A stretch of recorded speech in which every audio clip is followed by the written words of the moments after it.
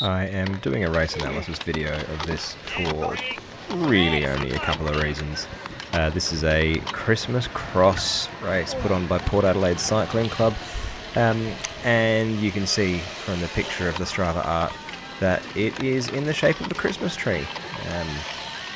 And although I effectively had a whole shot right off the line, I'm already 6-8 wheels back, and you can tell from the way I'm going through these corners that I have no idea. This grass is like a football, rugby feel. It is beautiful, spongy grass.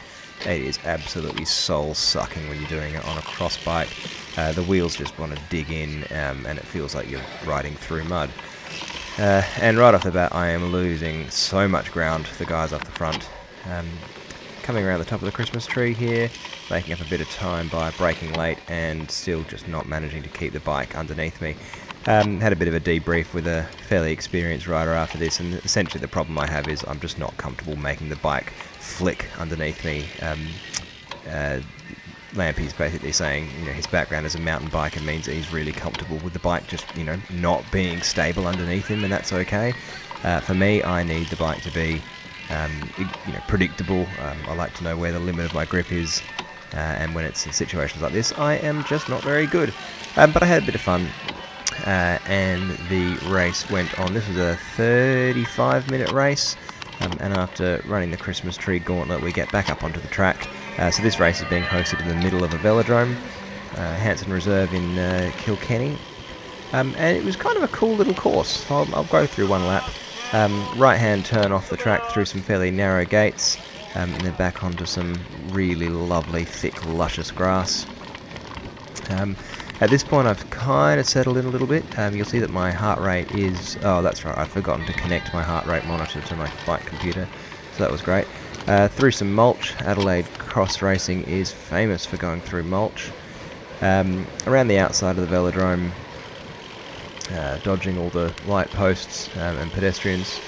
Through some more mulch, hopping back on a little bit of a lip there that could have punctured a tyre if you weren't watching for it. A little bit of a feature. Now, I think this was more challenging for most of us than others because it was dismounting on the left but sort of turning up to the right. I can't do a flying mount, so I'm always readjusting my pedals, trying to get it in the right spot. I think the guy in orange pretty much blew up by this point in the first lap, and I think he was the one person that I finished in front of. Oh wait, I didn't finish in front of anyone. And that's one lap, so Christmas tree and then a little bit of a hook around the outside. And you can see after one lap I am just losing ground whenever there's technical corners, and that's pretty much the story of the race.